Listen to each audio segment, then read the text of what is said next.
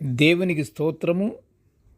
అనుదిన దేవుని వాక్య ధ్యానమనక ఈరోజు 2026 సంవత్సరము మే నెల 10వ తారీఖు. ఈరోజు ధ్యాన వాక్యము పరిశుద్ధ గ్రంథము నుండి సామెతల గ్రంథము 16వ అధ్యాయము 3వ వచనాన్ని మనం ధ్యానించుకుందాము. వాక్య ధ్యానమునకై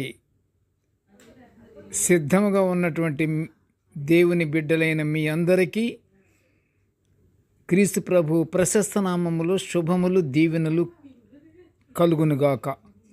మనము నేటి ధ్యాన వాక్యాన్ని మనము చదువుకొని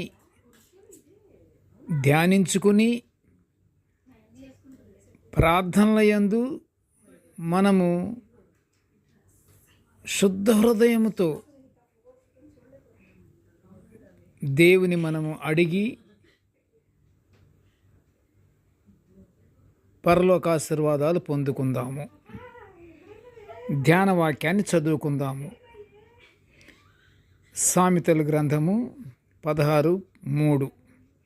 నీ పనుల భారము యెహోవా మీద ఉంచుము, అప్పుడు నీ ఉద్దేశములు సఫలమగును. ప్రియ దేవుని బిడ్డలారా, ఈరోజు ధ్యాన వాక్యము మన పనులు, మన కార్యములు, మన తలంపులు, మన యొక్క ఉద్దేశములు వీటన్నిటినీ యెహోవా దేవుని మీద ఉంచి ఫలితాలు పొందుట గురించి మనము ఇప్పుడు ధ్యానించుకుంటున్నాము. మానవుల పనుల భారాన్ని దేవుని మీద వేసినప్పుడు ఆయన మన భారాలని తొలగించి మనకు ఆయాసం లేకుండా చేయాలని దేవుడు కోరుకుంటున్నాడు. ఎంత గొప్ప దేవుడు!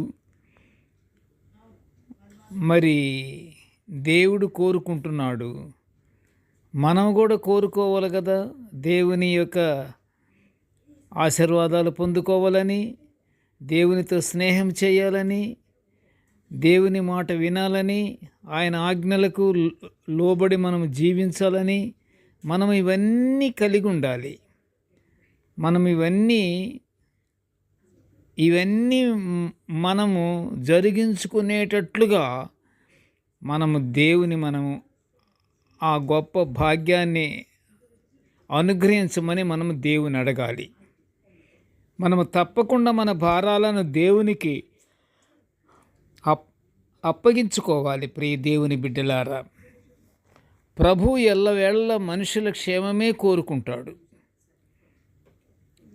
మత్తయి సువార్త 11:28 మనం చూస్తే ప్రభువే పిలుస్తున్నాడు. ఏమని? ప్రయాసపడి భారము మోసుకొనుచున్న సమస్త జనులారా, నా యొద్దకు రండి, నేను మీకు విశ్రాంతి కలుగజేస్తాను అని అంటున్నాడు.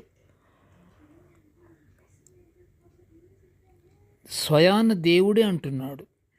ప్రియ దేవుని బిడ్డలారా, వింటున్నారు కదా. దేవుడు ఎంత దీర్ఘశాంతమూర్తి, దయగల తండ్రి. మరి దేవుడు మనకి ఆజ్ఞాపించినటువంటి ప్రతి పని చేసి మనము ఆశీర్వాదాలను పొందుకోవాలి కదా. కానీ మనుష్యులు పూర్తిగా దేవుని విస్మరించేస్తున్నారు. దేవుని గ్రహించువాడు లేడు, దేవుని వెదకువాడును లేడని రోమా పత్రిక పౌలు గారు రాస్తున్నారు. 3వ అధ్యాయం 11లో చెప్పుతున్న మాట, దేవుని వెదకువాడు ఎవరూ లేరట, ఆయన గ్రహించువాడు లేడు. దేవుని విస్మరిస్తున్నారని చెప్తున్నాడు పౌలు గారు.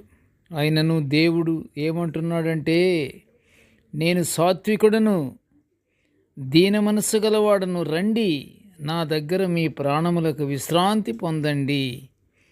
మన దయగల ప్రభువు మనుషులను పిలుస్తున్నాడు. అంటే మనుషులు ఎంత కఠినులైనా ప్రభువును గాని ఆశ్రయిస్తే ప్రభువు ఆయన సాత్వికముతో మనల్ని క్షమించి ప్రజలు పడుతున్న ప్రయాసాన్ని తొలగించి మన కోరికలు సఫలం చేస్తానంటున్న మన ప్రభువు దగ్గర మనల్ని క్షమించమని ప్రార్థన చేద్దాము. మన మార్గములను దేవునికి అప్పగించుకోవాలి. కీర్తనకారుడు అంటున్నాడు 37వ సంకీర్తన 5లో, నీ మార్గమును యెహోవాకు అప్పగించుము అని గానం చేస్తున్నాడు.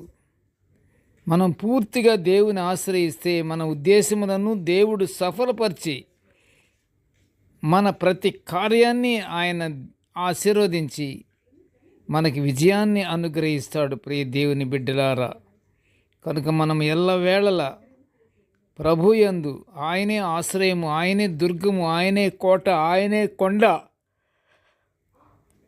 అని మనము దేవుని నమ్ముకొని మన కార్యాలన్నీ దేవుని దగ్గర మనం మొరపెట్టుకుంటే తప్పకుండా ఆయన మనకి సహాయం చేస్తాడు.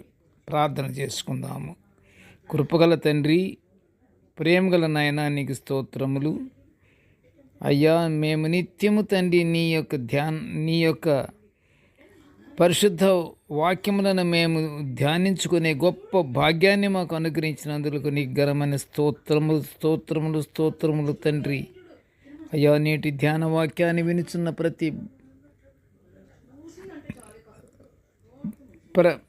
ప్రతి వ్యక్తిని దేవా నీవు ఆదరించి సహాయం చేయి తండ్రి. నీకు స్తోత్రములు నాయన. అయ్యా, మా పన్నుల భారాన్ని తండ్రి నీకు అప్పచెప్పుటకు తండ్రి మొదటగా మేము నీ యందు భయభక్తులు కలిగి నీ బిడ్డలముగా మేము గుర్తెరగాలి గనుక తండ్రి, ఆ ప్రకారంగా మేము నీ యందు ఎల్లప్పుడూ నాయన మా పాపములను క్షమించమని, మమ్మల్ని పరిశుద్ధపరచమని దేవానికి ప్రార్థన మేము చేసుకొని గొప్ప భాగ్యాన్ని మాకు అనుగ్రహించమని నేను వేడుకొనిచుంటున్నాము తండ్రి. అయ్యా, మా ఉద్దేశములను సఫలపరుస్తావు తండ్రి. ఆ నమ్మకముతో తండ్రి నీ యందు నాయన మేము ఎల్లప్పుడూ ఆనందంగా ఉంటున్నాం ప్రభువా. కృపగల నాయన మమ్మల్ని దీవించి ఆశీర్వదించు నాయన. ఇదిగో తండ్రి, మాకు అపవాది క్రియలకు మేము లోనవ్వకుండా, సాతాను నీడ కూడా మా వైపు పడకుండా నీ పరిశుద్ధాత్మను మాపై కృమ్మరించి నీ బిడ్డలముగా మమ్మల్ని ఆశీర్వదించమని నాయన ఈ మనవులను నీవు యేసయ్య పుణ్య నామమున వినయముగా వేడుకొనిచుంటున్నాము తండ్రి. ఆమెన్. దేవుడు మనలందరినీ బహుగా దీవించుగాక. Amen, amen, amen.